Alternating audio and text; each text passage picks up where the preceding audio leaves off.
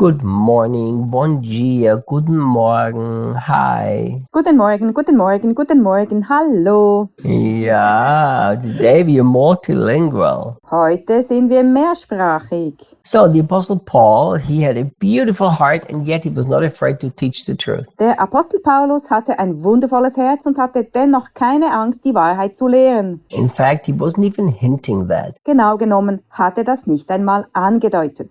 Look, he says, actually, I'd rather die than to have anyone rob me of this choice reason for boasting. Er sagt, ich würde wirklich lieber sterben, als dass mich jemand um diesen freudigen Grund zum Rühmen bringt. Now, these are strong words. Das sind starke Worte. He would rather die? Er würde lieber sterben. But then again, Paul wanted to die anyhow and be with Jesus, so it wasn't such a hard thing for him to do. Aber andererseits wollte Paulus sowieso sterben und bei Jesus sein. Deshalb wäre es für ihn nicht so schlimm gewesen. But in the original Greek, it actually literally says that he would rather die Es heißt im griechischen Original wörtlich, er würde lieber sterben, than to be robbed of this joyous boasting, which was what? als dieser freudigen Prahlerei beraubt zu werden, die da wäre. His boasting was that he did not make use of the right that he had been receiving by God. Er rühmte sich, dass er keinen Gebrauch von dem Recht gemacht hatte, das er von Gott erhalten hat. Look at verse 16. Schau, Vers 16. For you see,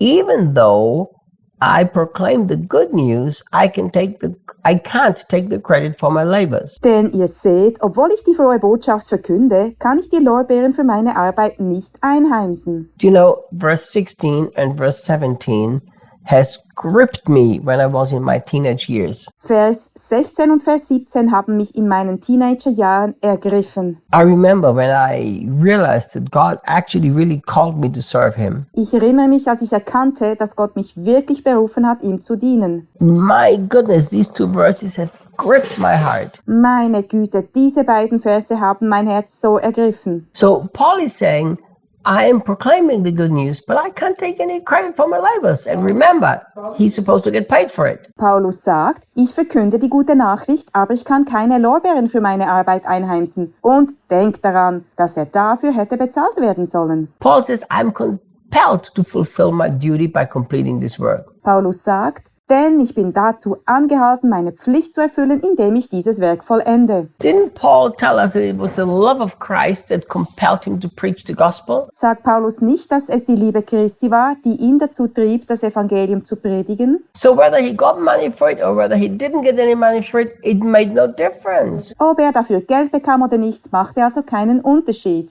In that sense, you could almost say Paul was a driven man. In diesem Sinne könnte man fast sagen, Paulus war ein getriebener Mann. You know, look what he says. He said it would be agony to me if I did not constantly preach the gospel. Schau mal, was er sagt. Es wäre eine Qual für mich, wenn ich nicht ständig das Evangelium verkünden würde. Now, the burden for the lost and the clear understanding of his calling from God, Die Last für die Verlorenen und das klare Verständnis für seine Berufung von Gott it was so strong in the Apostle Paul waren beim Apostel Paulus so stark, that he was compelled to constantly do it, whether he had money or no money. dass er unablässig dazu angetrieben wurde, egal ob er Geld hatte oder nicht. This is why he would much rather work another job, work hard to provide for him and his fellow ministers, Deshalb nahm er lieber einen anderen Job an und arbeitete hart, um für sich und seine Mitdiener zu sorgen, than to not preach the gospel. als nicht das Evangelium zu predigen. Where are the servants of God that have that kind of inner urge? Wo sind die Diener Gottes, die einen solchen inneren Drang haben? Where are the Christian ministers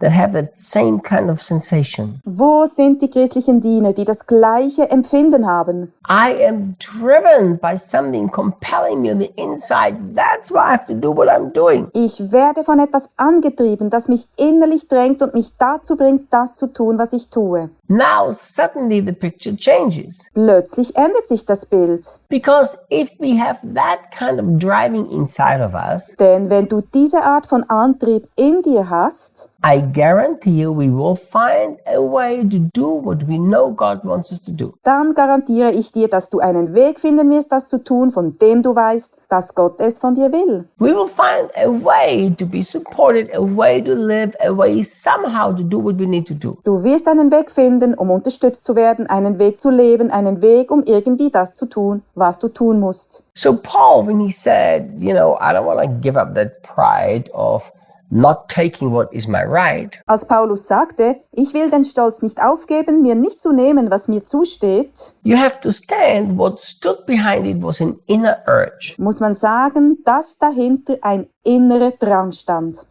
When I was actually 8-year-old when I first remembered that God called me to serve him. Ich erinnere mich, dass Gott mich mit 8 Jahren zum ersten Mal berufen hat, ihm zu dienen. And then at 16, I started to preach out on the streets. Mit 16 fing ich an, auf der Straße zu predigen. And then when I was 19, I was already employed by the church. Mit 19 war ich bereits bei einer Gemeinde angestellt. And, when I look back in my life, Wenn ich so auf mein Leben zurückschaue, God's been very gracious and very kind to me. war Gott sehr gnädig und sehr freundlich zu mir. Because when I was young, I really cried out to the Lord. I was really desperate. Denn als ich jung war, habe ich wirklich zu Gott geschrien. Ich war wirklich verzweifelt. And here's what I said. Ich sagte Folgendes: Lord, please never let me come to a place where I'm just another professional minister. Herr, bitte lass mich nie an den Punkt kommen, dass ich nur noch ein Berufsgeistlicher bin. Do you know how many people I've seen in my life? Ich habe in meinem Leben so viele Menschen gesehen, They start out with a passion, a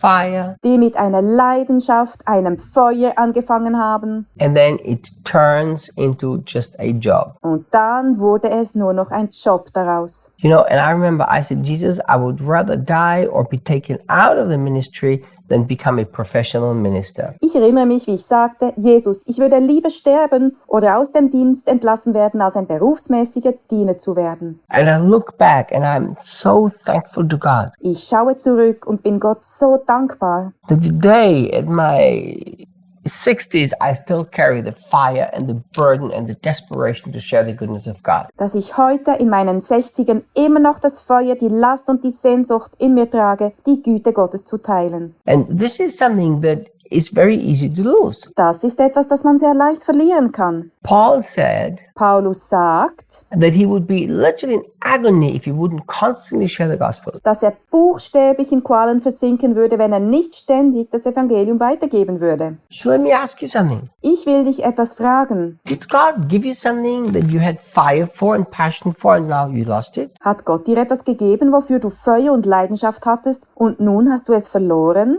Did you serve him with the fire burning in you and today, well, you're just doing what you have to do? Hast du ihm mit deinem feurigen Herzen gedient und heute tust du nur noch, was du tun musst? Ask Jesus to bring you back to that original fire Bitte Jesus, dich zu diesem ursprünglichen Feuer zurückzubringen and then make some right decisions. und treffe dann die richtigen Entscheidungen. See you tomorrow. Bis morgen.